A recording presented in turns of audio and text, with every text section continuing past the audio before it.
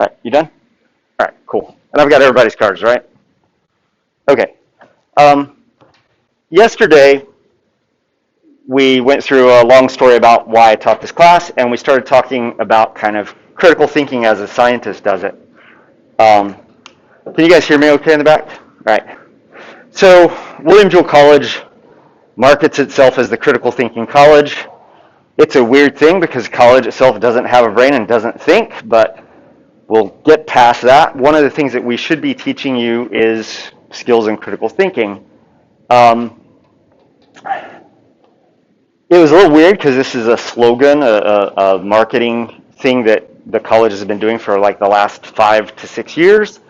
But when I arrived on campus back in 2000, critical thinking was already an integral part of the curriculum. It's one of the reasons that I came here. So the way you critically think in a political science course or in a philosophy course or something like that is actually somewhat different than the way you would critically think as a scientist. In a philosophy course, you might critically think about the merits of a particular idea and compare that idea to other ideas on that same topic. In a science class, what you do oftentimes is you approach things from a data-driven standpoint. And so last time I went through this. Why has my screen suddenly disappeared? I went through this example from 2019 of these farmers who were fairly upset at President Trump over the price of soybeans because he had started a trade war with China, issued a bunch of tariffs on Chinese goods coming into the United States. China turned around, created retaliatory tariffs against American products, and one of those products was actually soybean exports that we were sending to China. Put a tariff on those, the price of soybeans, American-grown soybeans in China went way up because of these tariffs, and as a result, people who bought soybeans to supply the Chinese market bought them from other places. There was less demand for American soybeans. Less demand created this big supply. When supply increased, the price dropped because of simple laws of supply and demand that you might learn about in a business course. So then we looked at kind of that time period during which these tariffs were announced and then when they actually went into effect. And you can see that even before the tariffs went into effect, the Chinese market was already looking for other suppliers. The price drop started to occur even before the tariffs went into effect. The black line is when they were announced, and the red line is the date that they actually went into effect. And I gave you one link to a radio story about this. I could have given you 30 links. There was a lot of coverage in the news at the time about American farmers being upset with Trump for this. And my question at the time was, is this a really huge drop in price? Do these farmers actually have a beef with Trump over this? And so I told you on Wednesday that I went to the U.S. Department of Agriculture, which tracks prices, and I just downloaded the price history for soybean. I also got the price history for corn, but you can see that the price drop is relatively minor, especially when you consider price drops that have been experienced in the 5 years leading up to this. So soybean prices fluctuate a lot. If you look at a longer term issue, that little drop is right here at the end, and you can see that prices have fluctuated a lot historically. These are all corrected for inflation by the economists at the U.S. Department of Agriculture. And you can also see that even though prices have been higher in the past, they've also been substantially lower in the past. And so my conclusion at the end of this was, you can have all kinds of beefs with Donald Trump. This isn't probably one of them that you should be prepared to die on. I'm not a big fan of trade wars, but at the same time, I don't see this as devastating farmers in the Midwest, given the fluctuations. So then we talked about, well, what might be causing these fluctuations? And I forget who it was. Was it Aubrey? Yeah, Aubrey mentioned climate. And so then we we mapped onto this different drought periods over time, and that you see either during or shortly after droughts, you tend to see prices increase because droughts decrease supply. When you have decreased supply in the face of constant demand, you tend to get increases in price. And so weather has a lot more to do with fluctuating prices of commodities, agricultural commodities like soybeans, than anything else does. So when you guys think of the critical thinking college, when you think of critical thinking, what do you guys normally think of? What does that mean to you? The reason I ask is because if you ask 10 different professors at Williamsville College, you will get 10 different answers.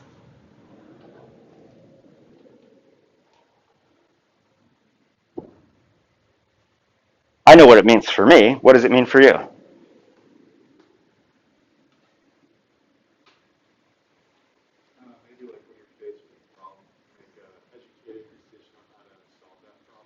Give me an example. What am I thinking of the term? Like a real world example, an actual example from your life.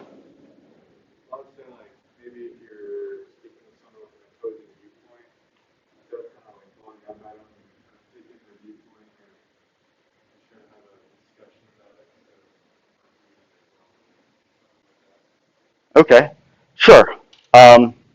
Within that, though, how do you handle information? How do you process information?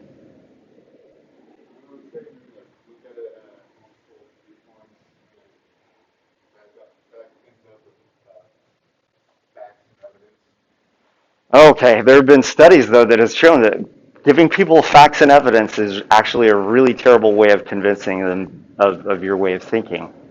I was shocked and surprised when I read some of these studies, and also depressed as a scientist. The rest of you, what do you think of when you think of critical thinking? Yeah, Aubrey.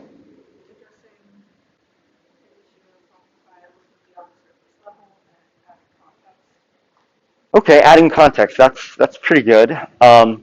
Is that easy to do? Is it quick? Okay, so certainly it forces you to think outside your own box. Um, how long do you think it took me to do this for this one thing that I was just curious about because I heard a news story on NPR? Probably a couple hours. Yeah, it did kind of, because I had to go and I had to find where on the USDA's website the data on price were. Then I had to go back and look at drought history for the United States, which surprisingly enough, there's actually a Wikipedia page called Drought History of the United States. And so you can look at all the droughts that have occurred over the last 150 years or so and kind of the severity of them and things like this. I plotted the most severe droughts, the most long-lasting droughts. There were other minor droughts that didn't make the cut that might or might not correspond to some of these other peaks. I don't know because I did my drought finding without looking at the price data so that I would have those two things kind of independent. It takes time. It's difficult. It's hard work. Oftentimes when people use the term critical thinking, they throw that term around without really knowing what they mean by it. And so one of the things you should do while you're here is cultivate an idea of what you think of as critical thinking. Employers in the Kansas City area, when you ask them if critical thinking is a characteristic that they want in employees, they will tell you yes. And then you ask them what they mean by that, and they have no clue. They can't articulate what that means. For me, it means placing things in context, placing claims up against data, seeing if those claims are consistent with data or not. Because I'm a scientist and I critically think like a scientist critically thinks. I'm a big fan of the Environmental Protection Agency. When I was a kid, rivers literally caught on fire in the Midwest. The Cuyahoga, you guys know about the Cuyahoga River fire? Oh, yeah, you don't know about the Cuyahoga River fire. You know why you don't know about the Cuyahoga River fire? Because the EPA doesn't let crap like that happen anymore. Cuyahoga River fire, Cuyahoga, Illinois, a bunch of industrial plants along the river were dumping all manner of stuff into the river. One day, some kids were playing with fireworks. One of the fireworks hit the surface of the river, and the river burst into flames. Look up Cuyahoga River fire, and you'll see these amazing pictures of this river literally on fire. Not only that, it wasn't the first time that this river had caught on fire. And so back in the late 60s, early 70s, there was a rising environmental movement. And actually, Richard Nixon, which I don't think of as a particularly conservative or progressive kind of dude, signed into law the Environmental Protection Act of 1971, which established the Environmental Protection Agency. So then when I see people come around, once again, this is another example from Donald Trump's administration, and talk about job-killing regulations by the EPA, and he said this a lot while he was campaigning in coal country. He was going to bring back coal jobs because, and the way he was going to do this was by basically ending the stranglehold that the EPA has on the coal industry. So this is just one of a variety of quotes that I could have pulled of him talking about environmental regulations being job killers. So because I'm a fan of the EPA, I'm like, well, is there any basis to that argument? Does environmental regulation actually decrease jobs? And more particularly, does it decrease the kind of jobs that's often blamed for killing, things like coal jobs? So once again, this is an argument. How can we evaluate this argument? What are the kinds of information that we need to evaluate this argument? Yeah? Employment data. Employment data. What type of employment? McDonald's employees, food service employees? Poll worker. Coal workers. Did you download the PowerPoint off of Moodle? Okay, all right. So we might want to get employment data on coal jobs. Do we want executive and office worker data, or do we want coal miners? Probably miners, because that's who's ultimately being affected more. Probably way more of them than people who work in the front office. Where on earth are we going to go and get this information?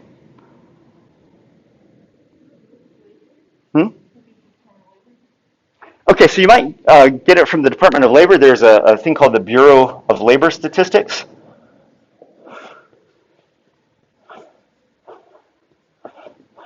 My roommate in college, when he graduated, he went to work for the Bureau of Labor Statistics, which I swear to God is the only reason I know anything about the Bureau of Labor Statistics, because he was fascinated with labor data. He got this job and he was just off and running, and I had to listen to labor statistics talk constantly. You can also get this from another place, the Energy Information Agency. These both carry employment figures for the energy sector. So on the Bureau of Labor Statistics, you can ask for employment values for essentially any sector of the economy that you want. The Energy Information Agency has more detailed information in terms of kind of how finely divided the data are, depending on like if you're a coal worker versus someone in the front office, et cetera. What's the nice thing about having two sources of data? You can compare them, see if they jive with one another. Put the Bureau of Labor Statistics data up against the Energy Information Agency data and see if they have similar patterns. They may not be exactly alike in terms of total numbers, but are the patterns consistent? So that will tell us what the history of employment is in coal. What other information do we need to kind of evaluate this type of claim?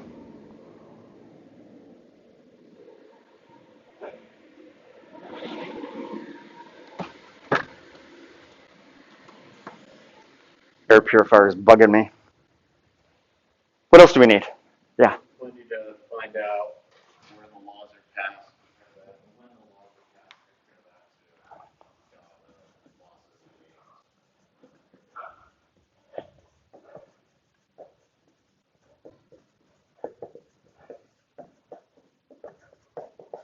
passed, Okay, guess what I did? I did precisely this. Why? Because I'm insane. So let's look at this. Coal jobs, coal employment figures. I've color coded them by Republican and Democratic presidencies. And so they go all the way back to 1958 with the Eisenhower administration. Then you have Kennedy, Kennedy, then Johnson, then Nixon, Ford, Carter, Reagan, Bush, Clinton, Obama. Clinton, Bush 2, Obama, and then I did this back before Trump became president because this was a campaign message that he had on the campaign trail. So that's where these data come from. What do you notice about coal jobs? They're hugely fluctuating, just like soybean prices are hugely fluctuating. Are they higher or lower depending on whether there's a Democrat or a Republican in that White House?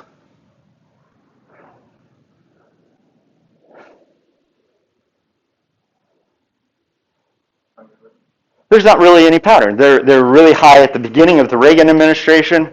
They were really low at the end of the Reagan administration. They were pretty high during Obama's administration.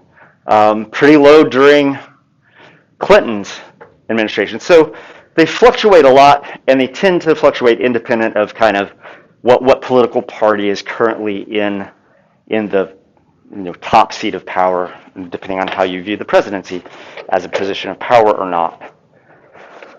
The EPA was formed in 1972. 1972 is around right here.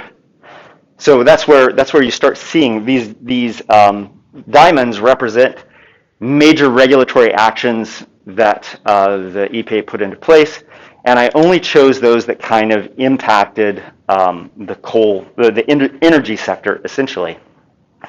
A lot of these regulations have to do with what's commonly known as the Clean Air and Clean Water Acts.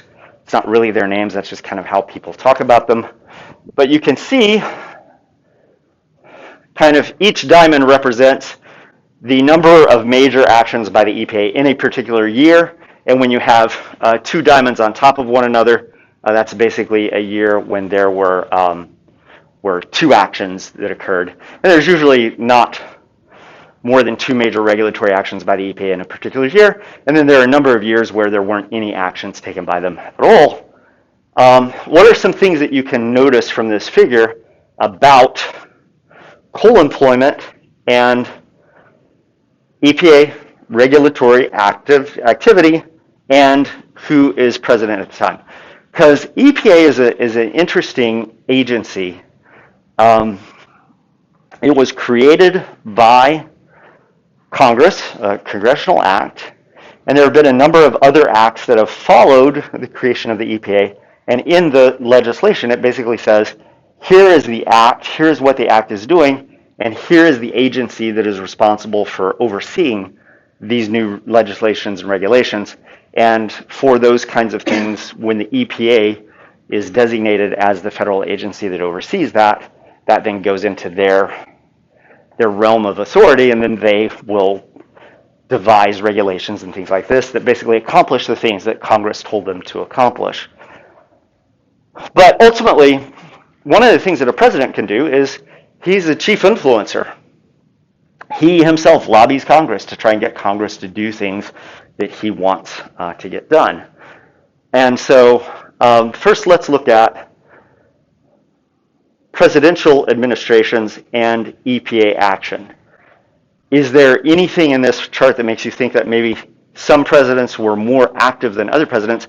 Because beyond this legislative authority that is granted to the EPA, it's actually in the executive department. It's in the executive agency part of the federal government. So Congress tells them what they want the agency to do, but how they go about doing that is largely an executive decision. And so the president, in this case, does have quite a lot of latitude in sort of what he puts the EPA on and what he doesn't put the EPA on. So look at regulatory actions by administration. And if you want to look at this on your iPads and get a little better look at it, This is on the Moodle site under either Wednesday's or today's folder. I forget which one I put it in. What do you notice?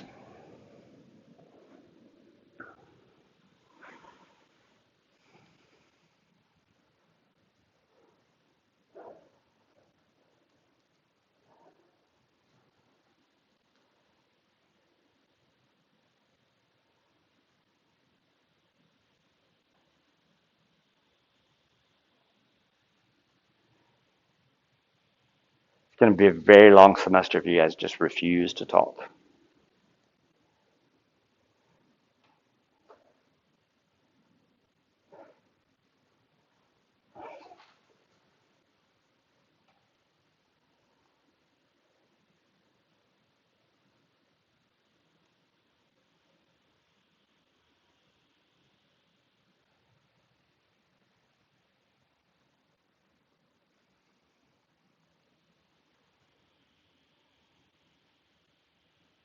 That kind of starts off pretty front loaded in between 1983 and 2008. Okay, so put on your critical thinking cap. Why do you think there's all this activity early on? Just getting going. Just getting going. It's new. A lot of stuff to get done.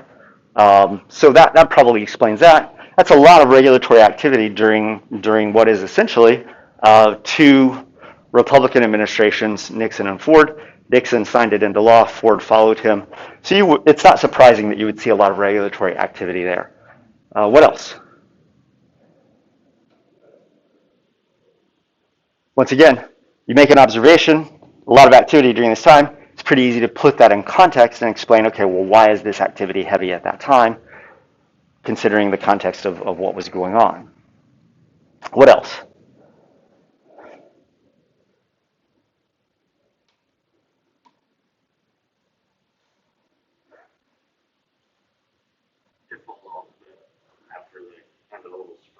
After that flush of activity at the beginning, it kind of falls off.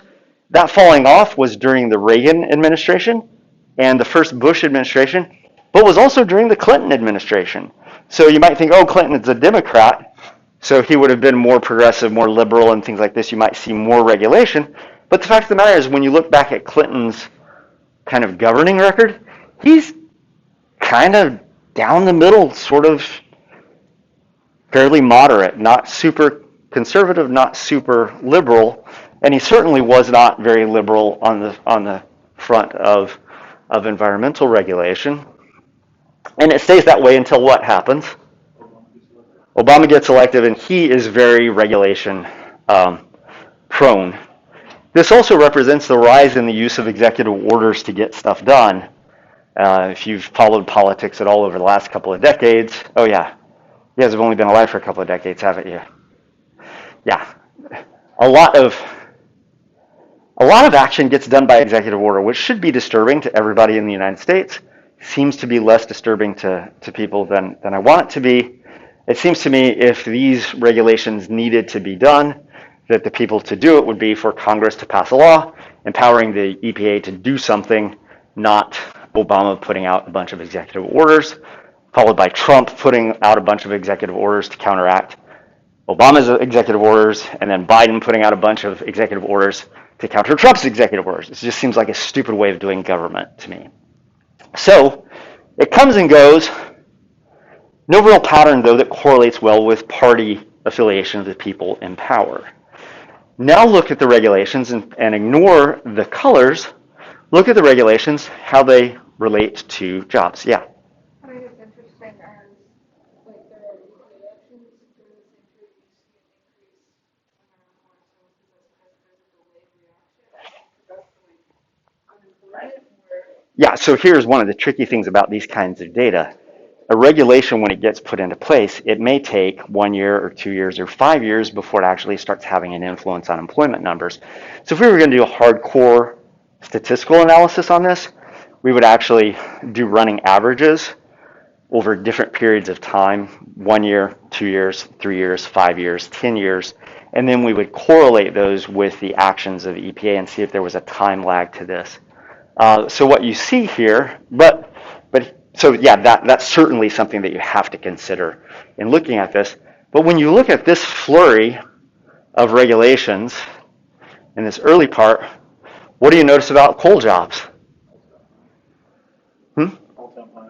Yeah, they're going up and up and up and up.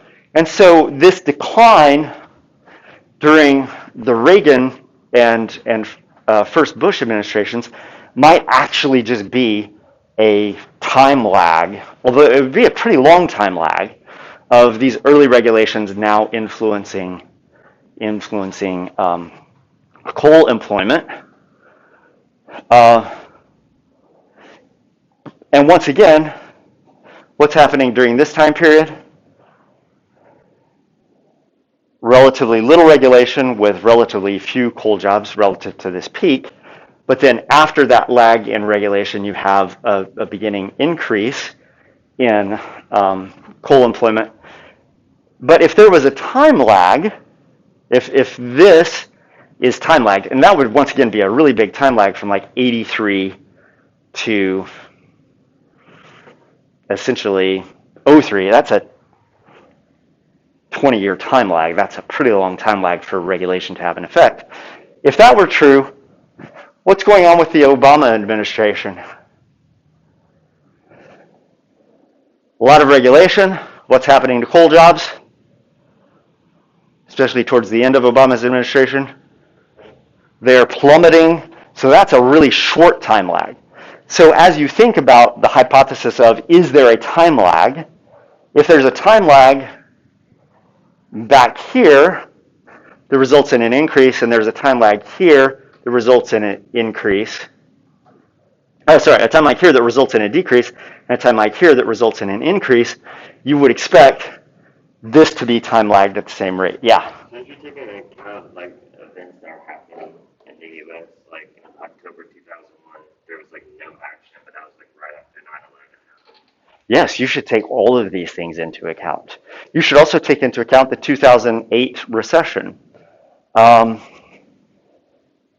So 2008, that was a time when actually you see this precipitous drop. That drop in and of itself is probably due to the economic crash of 2008. So yeah, you do have to consider, that's the hard thing about doing this. You think about, who's in power? You think about the actions, you think about the employment data themselves, and then when you get done thinking about those things, then you have to think about all these other things as well.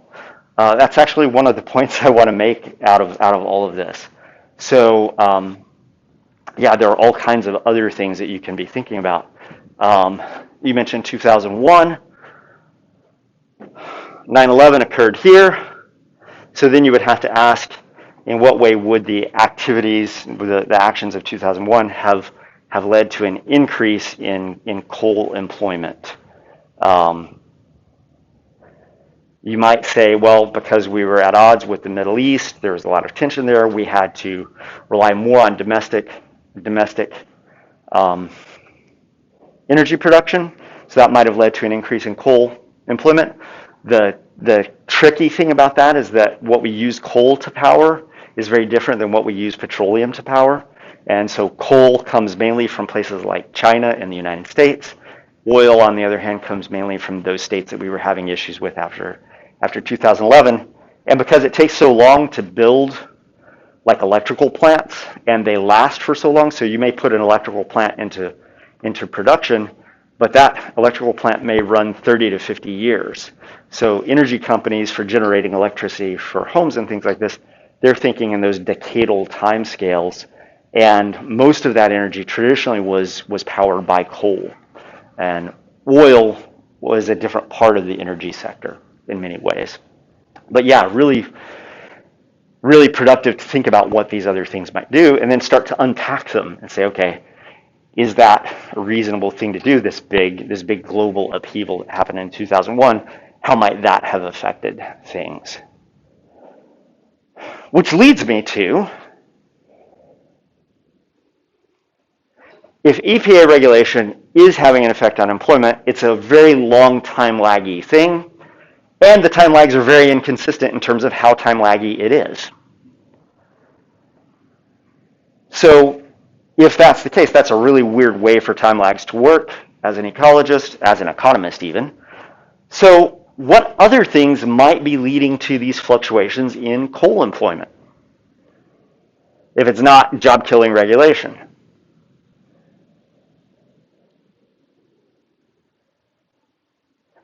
What other kinds of information can we add to this to add context that may help us understand these numbers? Well, we need to know what coal tends to be used for parts like this.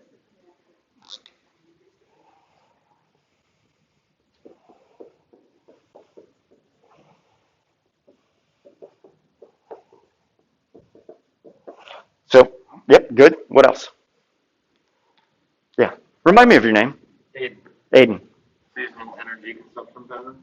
Okay, seasonal energy consumption patterns. This is basically, I think this is monthly data, so that might influence things somewhat. But once again, a coal company is likely to just employ people. Coal companies aren't like other seasonal types of employment, like food service, tourism, and things like that. They don't drop off coal miners and then add them back on simply because demand is fluctuating. But that certainly is one particular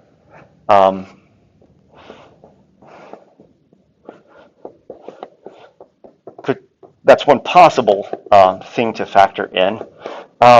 Once again, these little fluctuations, if they were seasonal, they would be much tighter.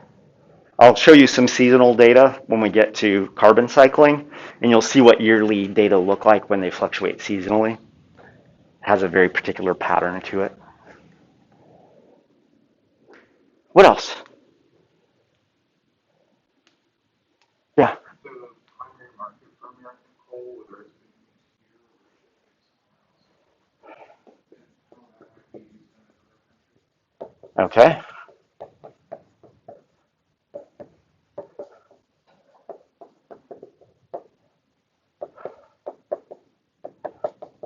Good. What else?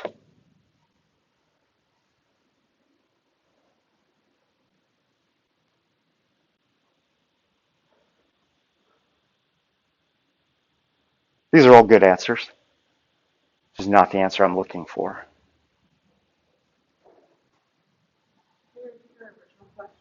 What other things might we want to know about to help us understand these data a little better?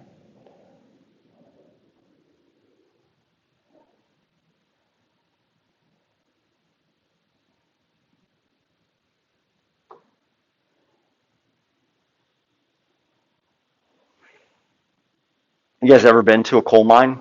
Raise your hand if you've ever been to a coal mine. Oh, me neither. Anybody, any of you guys want to go to a coal mine? No. Have you ever been to any other type of mine? Gold mine, copper mine, molybdenum mine? Really, you don't tour molybdenum mines when you're out in Colorado, New Mexico? I've been to a molybdenum mine. Do you know what they use molybdenum for? It's what makes stainless steel stainless.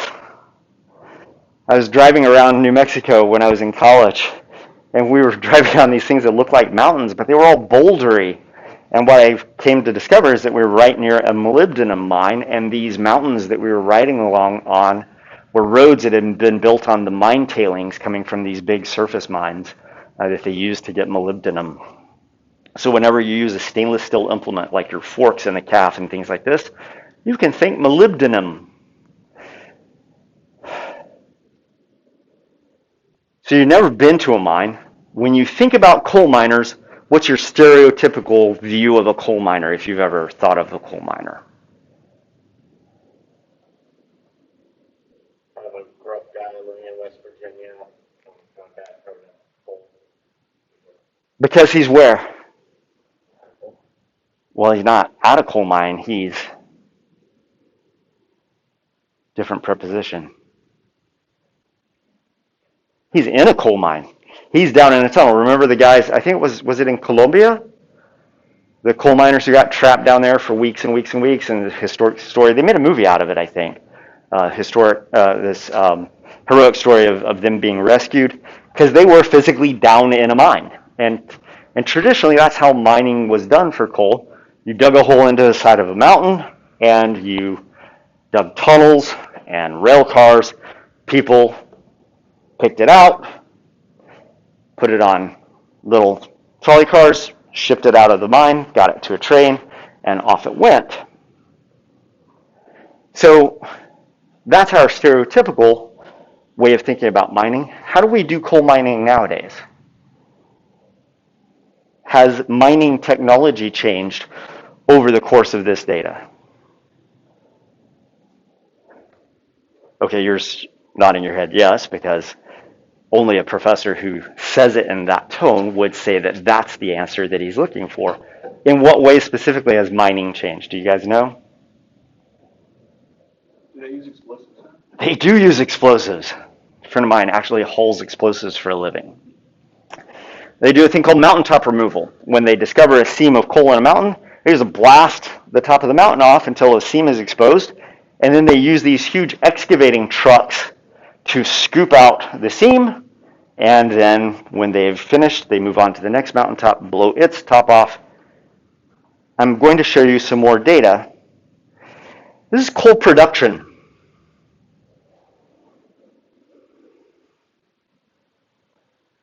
What does this tell you about coal employment? The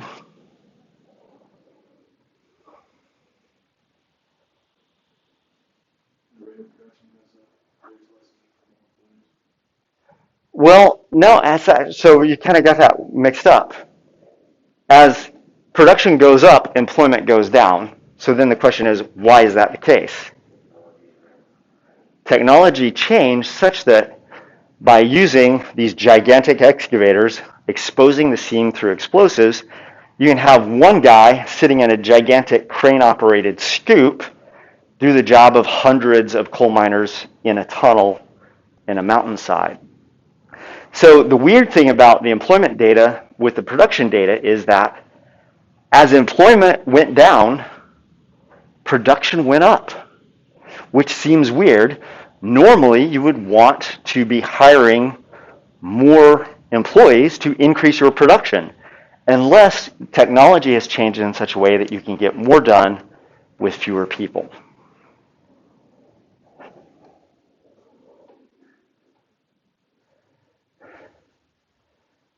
This other list here, this is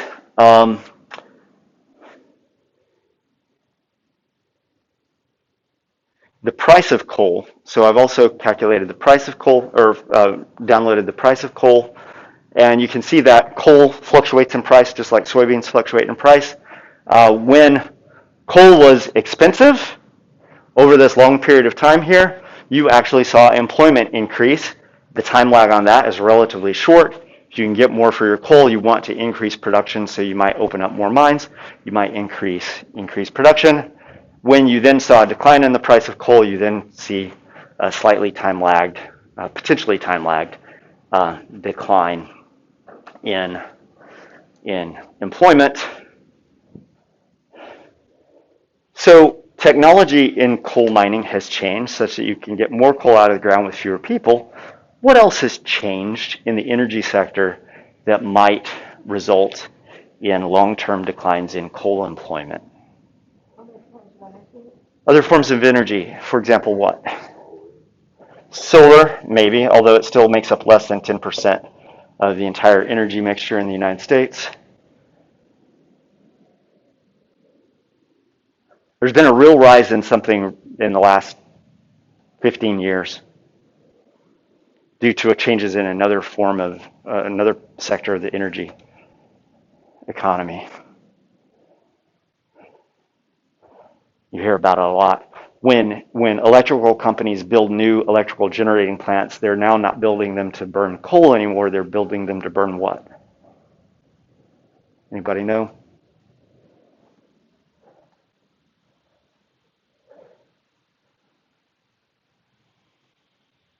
You guys ever talk to your parents about the electrical bill?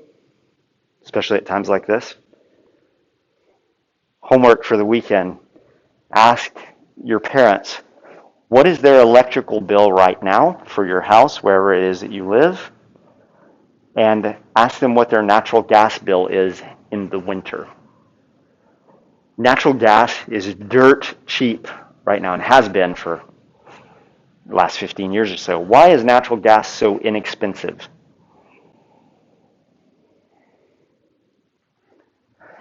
I could have put the price of natural gas up here as well, except that the data on those are not nearly as well developed because natural gas at one time really wasn't a significant enough part of the energy economy for the government to track it. So the long-term data on that are not complete. But I know from looking at my gas bill is like $12 a month. My electrical bill is considerably higher than that right now. It's nice in the winter because my electrical bill plummets and my gas bill stays relatively low because natural gas is relatively cheap. Why is natural gas so cheap now? I realize I've thought about this like 1,000 times more than you have.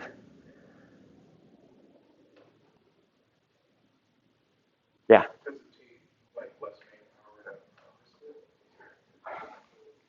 Yeah, not really. Have you guys heard of fracking? Fracking. So fracking is a method.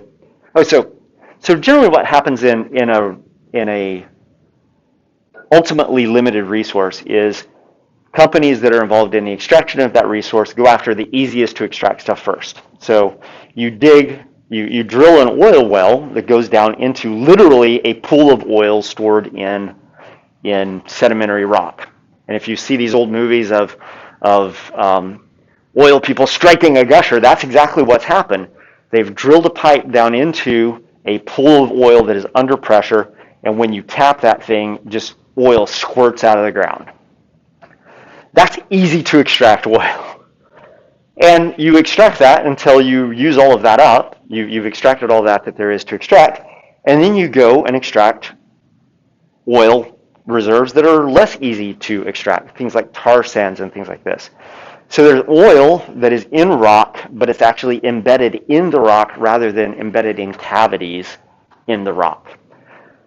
And in order to get that out, what you do is what they call hydraulic fracturing, or the short-term word for it is fracking. And what you basically do is you send fluid down into the ground. It's hot and it's under pressure. That fluid kind of loosens up the oil, and because it's under pressure, it pushes that oil out of the rock, and then it makes it possible to extract it. And so fracking has been on the rise for the last 20 years or so because the easy to get at oil has already been extracted from the ground. And so the pipeline that was supposed to go from Canada through the Dakotas in all the way down to the Gulf Coast, what was the name of that pipeline? Native Americans were protesting it. The Dakota Access Pipeline. That was a pipeline that was going from tar sands in Canada to the Gulf Coast in New Orleans, I think, is where it was ultimately headed to. Those oil reserves, not only do they produce oil, but because you're forcing all of this oil out of the rock by heating it up and pressurizing it, you're also forcing other things out of the rock. One of the things that you're forcing out of the rock is natural gas. It's a byproduct of fracking. And in the early days of fracking, if you went to a fracking field, you would see all the fracking equipment, but then you would also see these spouts coming out of the ground that were just, at the top of each spout was a flame. And that flame was just burning off all of the byproducts of fracking, all the gaseous byproducts of fracking, because companies were really just only interested in the liquid oil coming out. And then somebody said, why are we blowing all that stuff off to the atmosphere when we could just harvest that?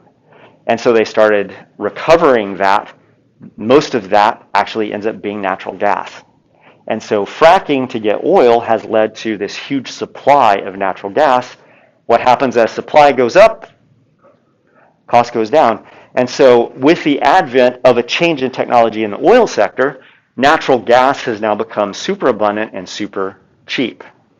And as a result, when old coal-fired plants for electricity go out of service because they're old, electrical companies are no longer building new coal plants to replace those. They're actually building natural gas plants to replace those. It's cheaper, it's cleaner, and so they're just basically turning their backs on coal. So when you think about coal mining, coal mining is a super complicated issue. Lots of things influence the number of people employed by coal mines, but a lot of it has to do not with job killing regulation, it has to do with actually technological changes in the energy sector, both in the way we mine coal, but also in the way we get access to other fossil fuels in the energy sector that then influence how coal is priced relative to other energy commodities. Hopefully I've illustrated to you that it is not this simple. How long do you think it took me to suss all this out?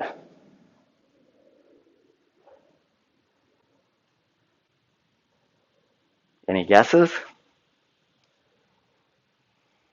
This is considerably harder than the soybean project. Probably took me off and on 4 or 5 days, spending a couple of hours a day on it. What is critical thinking? Critical thinking is bringing context to a particular issue. Critical thinking is getting relevant data on a particular issue. Critical thinking is working your ass off to try and figure out what the heck is going on.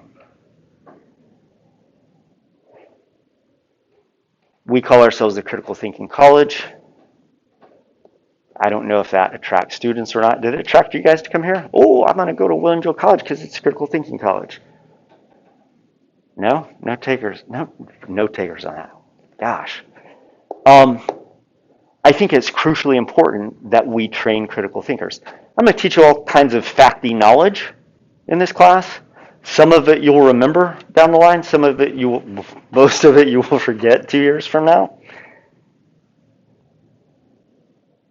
If a college is doing anything, one of the things that the college should do is teach you the disciplinary knowledge that you need to know to function in whatever job you hope to get after you leave here. But the other thing that it has to do is it has to expose you to ways of thinking about things. On this front, I think Donald Trump is full of it. On the other front, I think the farmers were full of it. I don't make my decisions on these kinds of issues because of political leanings or anything else. I go where the data take me.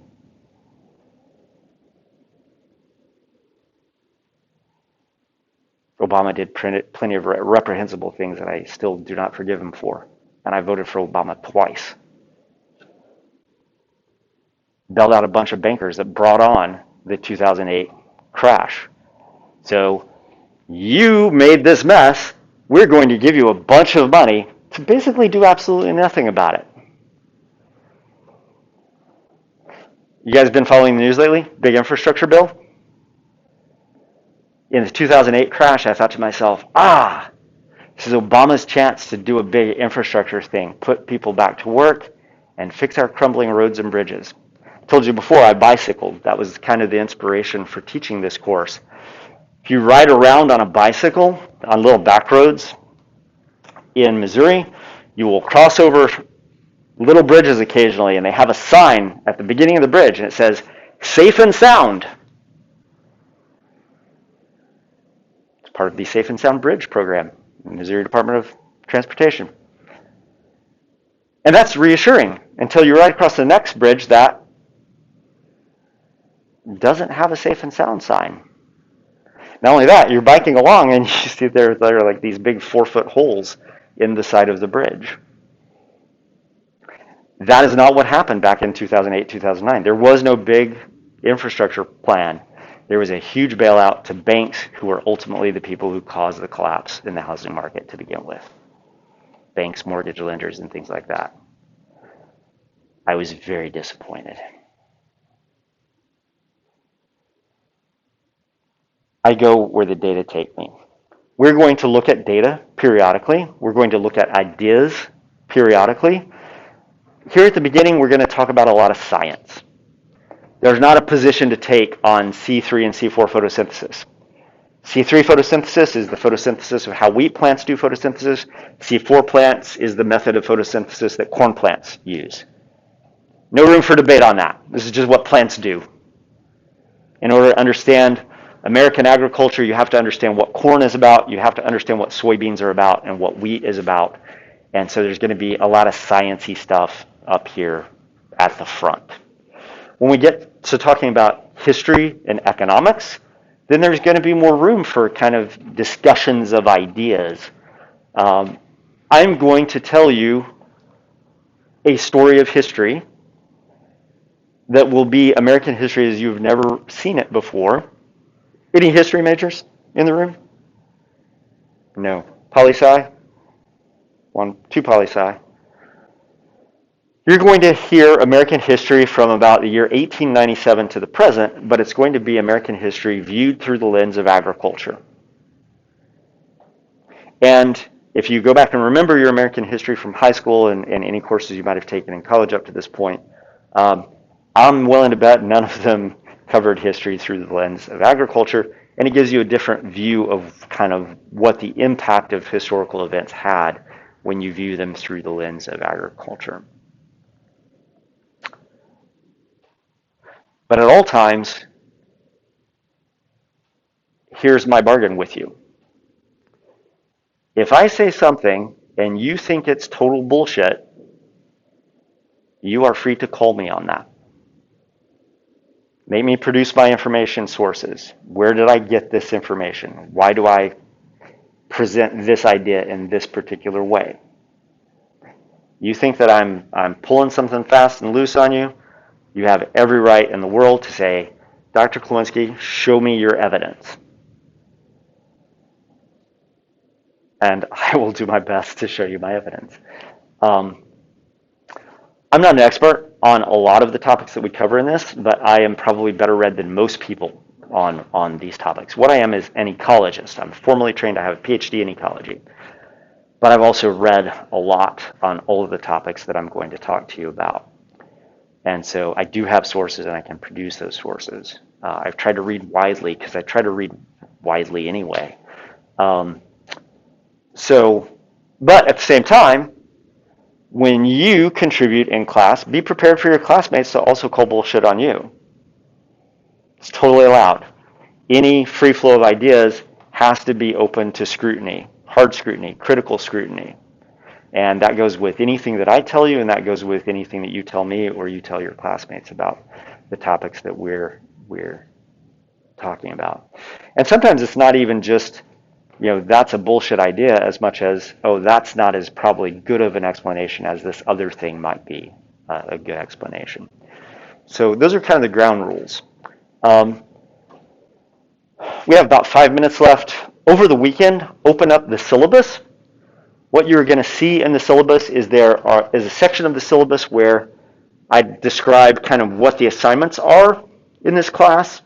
So in the sciencey beginning parts, we're going to talk about genetics somewhat because the genetics of crop plants is something that is interesting and useful to know about, but it's also something that is relatively controversial. People are all worried about genetically modified organisms in the food chain and things like this.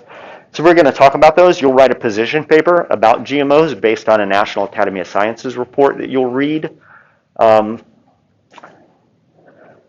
We also do this thing in class called food blogging. So every 2 weeks, I ask you to do two things. You need to acquire this between now and Monday. Acquire a little notebook, and in that notebook, I want you to write down everything you eat or drink. You consume a glass of water, I want it in the book. You're underage, you drink a beer, I want it in the book. I'm not going to go to the authorities. Food blogging is useful because it forces you to pay attention to what you're eating in a way that you normally wouldn't do. I think most of us go through our days just eating without really thinking about eating very much. So every 2 weeks on a Friday, I'll collect your food journals. It's just a counting of what you're eating, how much of it. And be specific. I do not know what is in a Taco Bell Gordita Crunch Wrap. Do you guys know what is in a Taco Bell Gordita Crunch Wrap? So don't tell me Taco Bell Gordita Crunch Wrap. You can tell me that, but then what's in it? What can you discern in it? Does it have refried beans in it? Does it have whatever goes for beef at Taco Bell nowadays? Does it have cheese? You put hot sauce on it or mild sauce. Detailed accounting of what you're eating, every meal, every snack, everything. No judgment. I actually learned years ago from this exercise that there was such thing as the $5 footlong. All of a sudden in my food journals, everybody in the class was eating at Subway. I'm like, what's up? They're like, $5 footlongs. I'm like, what? I don't have a TV. And they're like, $5 footlongs at Subway. Oh yeah, and I only listen to NPR.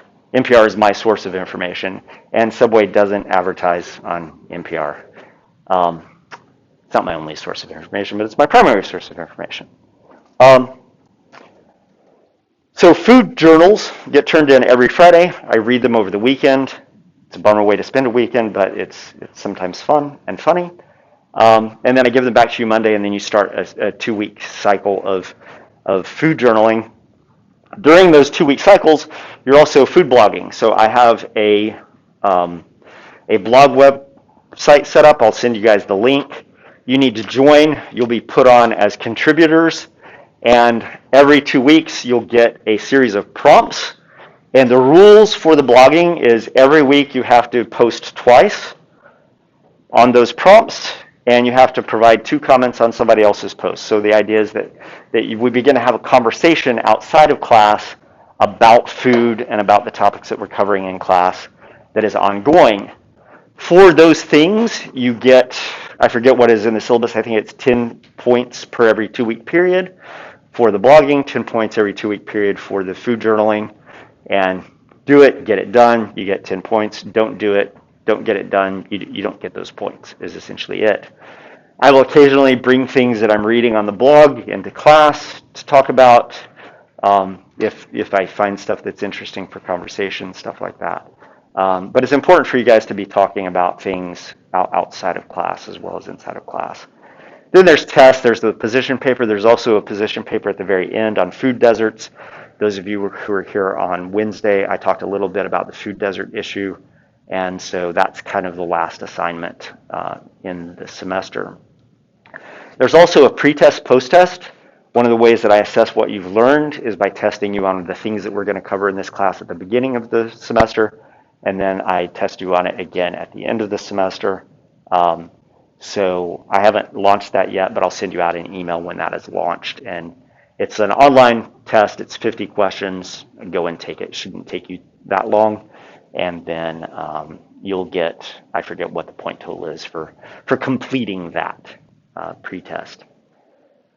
Questions? For Monday, read the first chapter of The Omnivore's Dilemma. We will definitely start getting into that. I'll also post the second chapter for those of you who haven't acquired the book yet. The second chapter, which was technically chapter 1, the first chapter is the introduction. The next chapter is chapter 1. That has a ton of science in it. And so I'm also going to give you a reading guide as you go through there to get you to start delving into some of the science that is in there. It doesn't appear that there's a bunch of science in there when you're just going through and casually reading it, but in order to fully understand it, there's a ton of science. And that first chapter, chapter 1, is going to be the one that we use to kind of jump off into talking about the science of plants, which is kind of what the first third of the class is about. Questions? All right, I will see you guys on Monday.